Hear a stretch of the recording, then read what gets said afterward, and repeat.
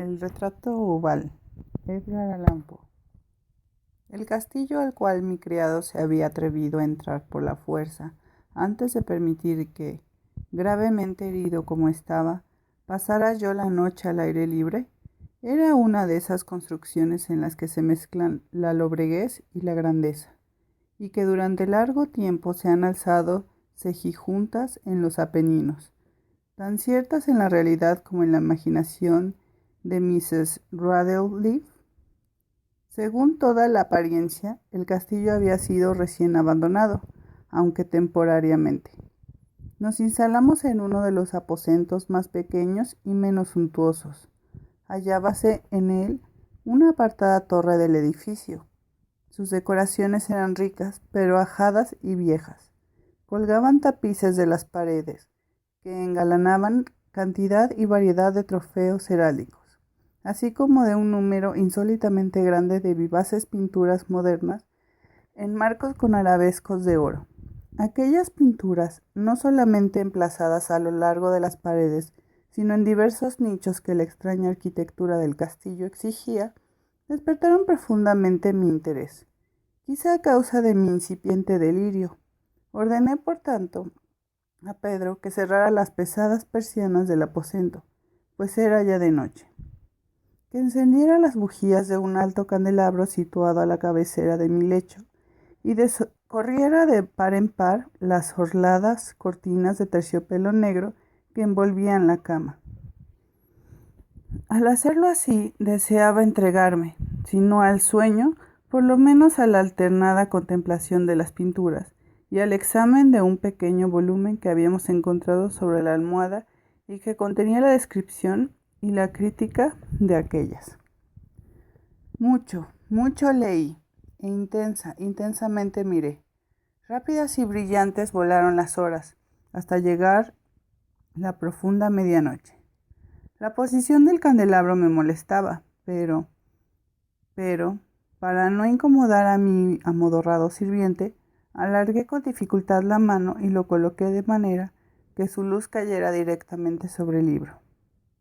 El cambio, empero, produjo un efecto por completo inesperado. Los rayos de las numerosas bujías, pues eran muchas, cayeron de un nicho del aposento que una de las columnas del lecho habían mantenido hasta ese momento en la más profunda sombra. Pude ver así vívidamente una pintura que me había pasado inadvertida. Era el retrato de una joven que empezaba ya a ser mujer. Miré presurosamente su retrato y cerré los ojos. Al principio no alcancé a comprender por qué lo había hecho, pero mientras mis párpados continuaban cerrados, cruzó por mi mente la razón de mi conducta. Era un movimiento impulsivo a fin de ganar tiempo para pensar, para asegurarme de que mi visión no me había engañado, para calmar y someter mi fantasía antes de otra contemplación, más serena y más segura. Instantes después volví a mirar fijamente la pintura. Ya no podía ni quería dudar de que estaba viendo bien, puesto que el primer destello de las bujías sobre aquella tela había disipado la soñolienta modorra que pasaba sobre mis sentidos, devolviéndome el punto a la vigilia. Como ya he dicho, el retrato representaba a una mujer joven. Solo abarcaba la cabeza y los hombros, pintados de la manera que técnicamente se denominaba vignette, y que se parece mucho al estilo de las cabezas favoritas de Sully. Los brazos, el seno y hasta los extremos del radiante cabello se mezclaban imperceptiblemente en la vaga pero profunda sombra que formaba el fondo del retrato. El marco era oval, ricamente dorado y afilagranado en estilo morisco. Como objeto de arte nada podía ser más admirable que aquella pintura, pero lo que me había emocionado de manera tan súbita y vehemente no era la ejecución de la obra ni la inmortal belleza del retrato. Menos aún cabía pensar que mi fantasía, arrancada de su semisueño, hubiera confundido aquella cabeza con la de una persona viviente. Inmediatamente vi que las peculiaridades del diseño de la viñeta y del marco tenía que haber repelido semejante idea, impidiendo incluso que persistiera un solo instante.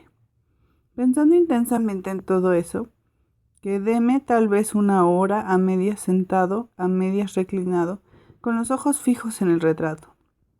Por fin, satisfecho del verdadero secreto de su efecto, me dejé caer hacia atrás en el lecho.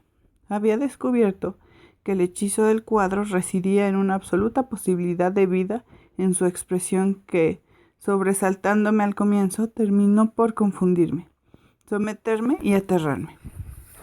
Con profundo y reverendo respeto, volví a colocar el candelabro en su posición anterior. Alejada así de mi vista la causa de mi honda agitación, busqué vivamente el volumen que se ocupaba de las pinturas y su historia.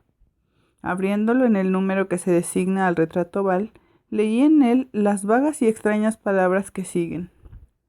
Era una virgen de singular hermosura, y tan encantadora como alegre, aciaga la hora en que vio y amó y desposó al pintor. Él, apasionado, estudioso, austero, tenía ya una prometida en el arte. Ella, una virgen de sin igual hermosura, y tan encantadora como alegre, toda luz y sonrisas, y traviesa como un cervatillo, amándolo y mimándolo, y odiándolo tan solo al arte, que era su rival, temiendo tan solo la paleta, los pinceles y los restantes enojos instrumentos que la privaban de la contemplación de su amante.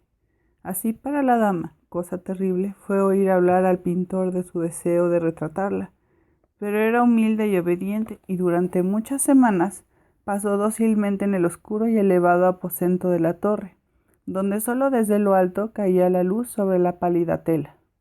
Mas él, el pintor, gloriábase de su trabajo que avanzaba hora a hora y día a día, y era un hombre apasionado, violento y taciturno, que se perdía en sus sueños, tanto que no quería ver cómo esa luz que entraba lívida en la torre solitaria marchitaba la salud y la vivacidad de su esposa, que se consumían a la vista de todos, salvo la de la suya.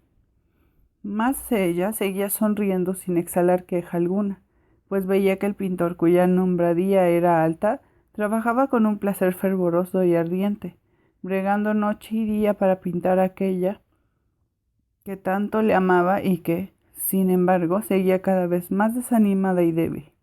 Y en verdad, algunos que contemplaban el retrato hablaban en voz baja de su parecido como de una asombrosa maravilla, y una prueba tanto de la excelencia del artista como de un profundo amor por aquella a quien representaba de manera tan insuperable.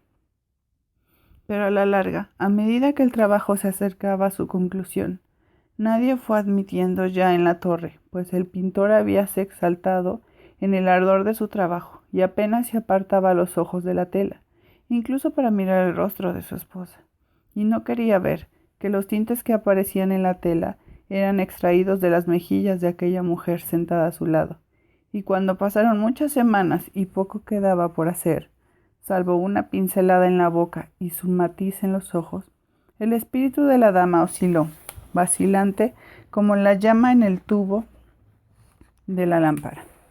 Y entonces la pincelada fue puesta y aplicada el matiz, y durante un momento el pintor quedó en trance frente a la obra cumplida, pero cuando estaba mirándola, púsose pálido y tembló mientras gritaba: «Ciertamente, esa es la vida misma», y volvióse de improviso para mirar a su amada. Estaba muerta.